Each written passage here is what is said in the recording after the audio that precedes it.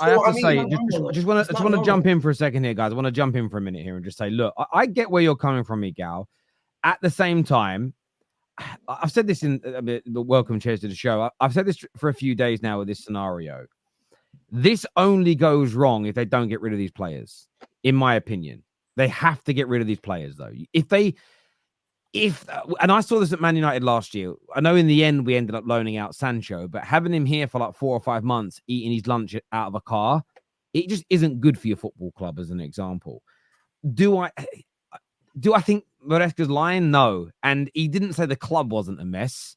He's never going to say that. He was talking about the day-to-day training with his squad and players. But I love how Al just said he's lying.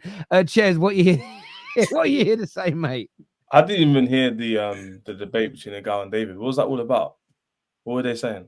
So basically, Egal was basically saying Maresca's lying. He doesn't. Regarding what? Egal's saying we just train with 40 man every day. No, regardless. No, I never said what that. We're doing. It's I never said that. A mess. Our club doesn't know what they're doing. We might as well shut up shop and we're going to get relegated. Right, that's the. Is that what you said? No, that's me over-egging it. That's me over-egging it. But it's like Egal's basically saying that from when you look at the situation that we've got, considering we've only got 8 days left of the window, still having those 10 players that need to get sold is messy. No, but the thing is that out of those 10 players, how many of them have actually featured in the last year? Not many. One of them was your starting keeper. Egal, I said out of the 10. So if you hear me speak, another one was one of your main centre back / right back.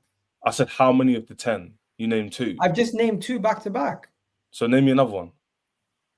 You want me to just go through the whole list? No, I'm being serious. Okay, next, Sterling. Out of the, you just said 10. You said 10 players, right? So I'm saying out of the 10, what 10 have started an integral part of our team to help us got 6th place, by the way? That's irrelevant. There's still no. You tell me because you said you told me 10. So I'm waiting. One second. That's an irrelevant part of the argument. Basically, you're saying because 10, one second. I'm not saying the impact on Chelsea as the squad on a day-to-day basis. I'm saying the club as a whole entity is a mess.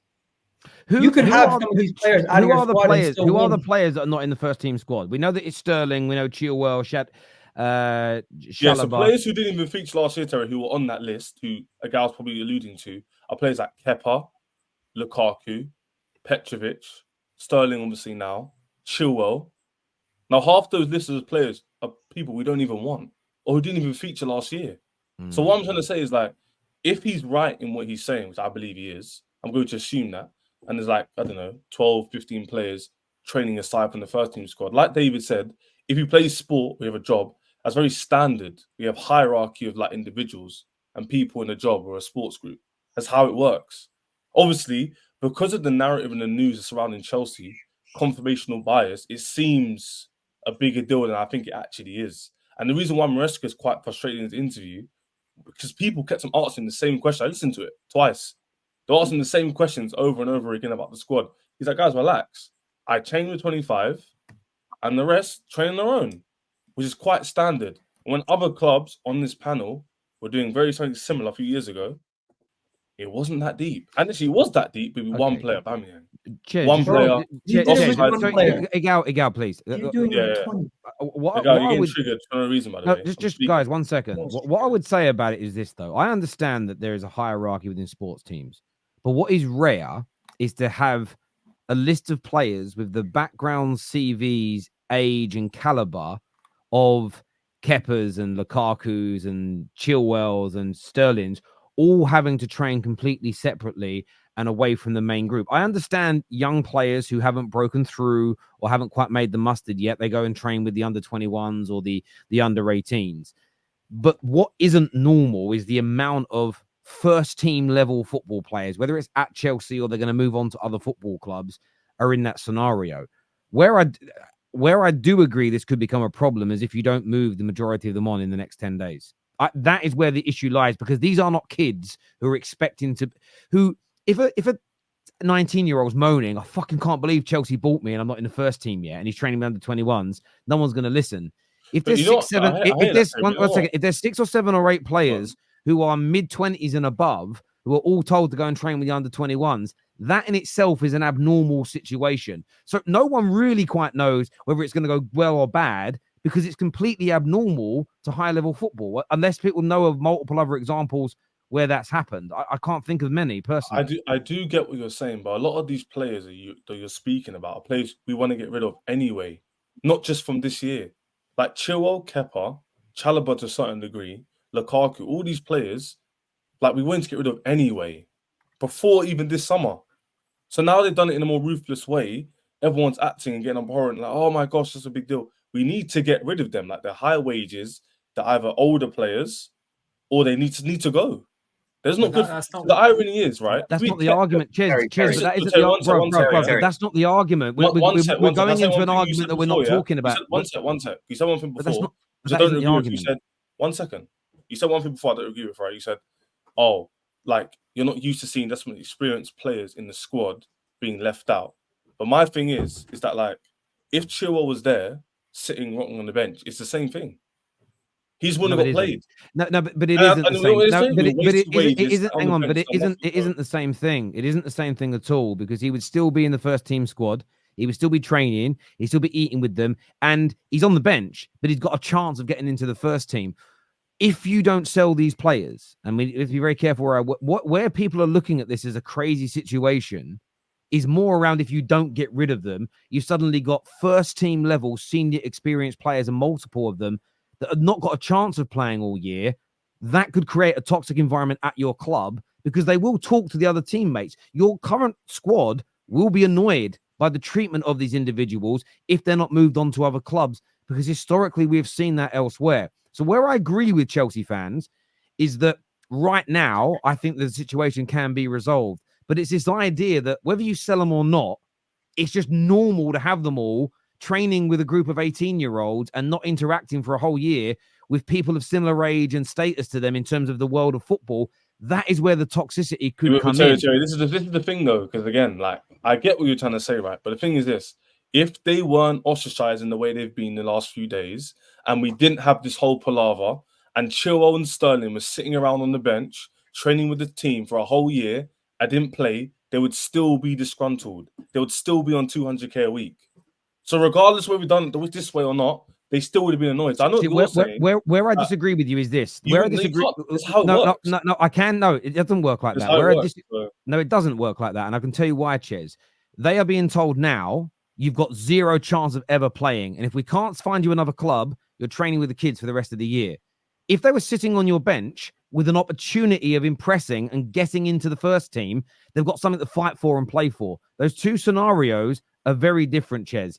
As I've said, be ruthless, get rid of them. But the way you've done it, if you can't get rid of them all, you've made a rod for your own back. And I don't think that is disputable. If you can't get rid of them and they're left your club, are you happy with that? Again, let me just want to what you just said again. You said if they have a chance to play. I've just given you a scenario before. If you listen properly, I said they're sitting on the bench for a year. They've barely featured and they're training, being professionals. They're still going to be disgruntled. If you got told by your boss, you're going to get a chance. You're going to get a chance. Ches, there is a difference. And you're training between. I know what he's trying to say, by the way. I'm not saying I can not see a difference. I'm just saying. No, but I agree with Terry, because there is a difference. Ches, there's a difference between you can come to training and I won't play you to don't come to training full stop. That is a massive difference. Like, again, I'm very much aware of that. Again, the way it all comes across, especially again, if the player's popular, like again, if the player's a popular player and you just ostracize him and you just send him to the shadow realm, he can't come back, then other players will go like, hang on a second, I like that guy, I've got to back my boy.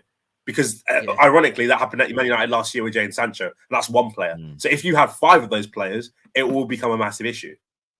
Yeah, but I just trust my club. Ches, do you wonder? Ches, do you know what's the reason for doing that? If you said you want to sell them anyway, you don't want them at the club. So what is the reason for doing that? If you're selling them anyway, like what is the reason to do that? Why? I personally think because you've signed too many players and your squad's too big, so you can't train all them people properly. That's the only thing I could see the reason why he's told them to go away. Why he's done that. And also, do you worry that this could be an ongoing thing at Chelsea now? Because you've got all these guys on these long contracts where next year again, you want to get rid of people and that, and because they're not really wanting to budge because they're on good contracts and that, and they don't really want to leave, you're going to have to segregate them again, more people, because you're going to need them to leave because they've got another 6 years on their contract. You don't want them anymore. Like, I just think that it's a wrong thing to do from Chelsea. This is the thing. So me and Terry spoke about this in the chat earlier. If you guys saw it, and he was like, I understand it's happening to Enzo next year or Mudryk next year. I personally wouldn't expect the same treatment. And I explained why. And we disagreed. So my point of view was, if there's a younger player with more potential, you pay a high amount of money for him under your new structure on a lower wage, in my opinion, that should be viewed in a different way to someone on 300k with a high expectation, who's more experienced pro in the game, and you expect more from that player. So I don't expect the same treatment. So some people disagree with that and go, it should be the same treatment for every player. I slightly disagree. I'm not saying it should be a massive gap and kick one out and then be nice and pandering to another, but I do understand the differences in a different approach. And what I'm trying to say is, I'm not disputing your point or Terry saying, oh, like, just because you kick him out, it's still going to be a bad thing. It's not a good thing. I agree with that. But what I'm saying is, if they were sitting on the bench anyway, and this didn't all happen, and then Maresca's promising him, you're going to play the whole year, and like Terry said, an opportunity to play. So you're not being toxic, you're not kicking him out, and he doesn't play the whole year. He's not stupid. He's still going to be annoyed. He's still going to make his statements going, the manager's not got a chance. It's different when it's different when a manager says you are not good enough for this club. You are not a good enough. Do you think it's good enough for Chelsea? Would you take him at Liverpool? No, but that's not. I don't care. It doesn't matter what any of us think. This is what he has said to them. He has said to these players, "You are not good enough. You don't deserve." And they're not. So it's the truth. Yeah, but the thing is that you have possibly disgruntled 5 key players within the dressing room who could make the whole dressing room toxicity. What are you saying? Sterling's not a key player in the dressing room. What does Sterling bring leadership-wise? Do you know what? Can I just jump in for a second there? I want to clarify something around. When you say key player, you're talking about age, profile, personality, the relationships with people, social groups. Yeah, you don't mean key player as in not like football-wise. Yeah, I got what you mean. And that's where I think that the happy. Me and you did disagree in the group chat earlier. I also think you'd have a very different, like you've said, you'd have a very different energy to this behavior from Maresca and your football club if it was players that you like and rate versus not who players I like, that you perform better than him. Well, yeah, I mean, but there are Chelsea fans. Yeah, but it's still subjective because there are lots of Chelsea fans that believe that Chalobah is your best centre back currently at the club, and a lot of Chelsea fans that believe that Gallagher was your best. Yeah, but you're speaking. Hang on a minute, let me finish, please. A lot of Chelsea fans believe that Gallagher was your best centre-back central midfielder last season. So the point I'm making is it's still subjective to you. You're still passionate about it. It's who I think was good versus who other people think versus who I think is bad. For me, I don't think everything, and I've been very balanced on this year with Chelsea. I don't think everything is doom and gloom at your club. I don't believe in this idea that your soul's gone. As a United fan, I can't say whether your soul's gone or not because I don't know what a Chelsea soul feels like because I'm not one. I'm not condemning any of that. I'm only looking at this through experience as a Man United fan. And just one player we did this to, and it caused massive problems in our dressing room where we promised to let Romero go and we ended up not being able to get the deal done. And then he sat in the reserves all year. And there was a lot of his fellow teammates and friends in our club that were fuming with the football club because they didn't like seeing a player treated in that way. All I'm saying through experience is your club needs to be very careful. And you have gone for a very much scorched earth approach where you've been very open and very honest with your club's feelings towards these individuals, but it leaves you no scope now to turn around and say something different. You have to get rid of these players. Otherwise, it could become a very toxic place to be for these individuals. It really, really could. I don't think that is unfair to say. However, you are a very good selling club. You typically get rid of a lot of these players. And if you do that, then I think it will be no harm, no foul personally. I want to go to somebody's super chat.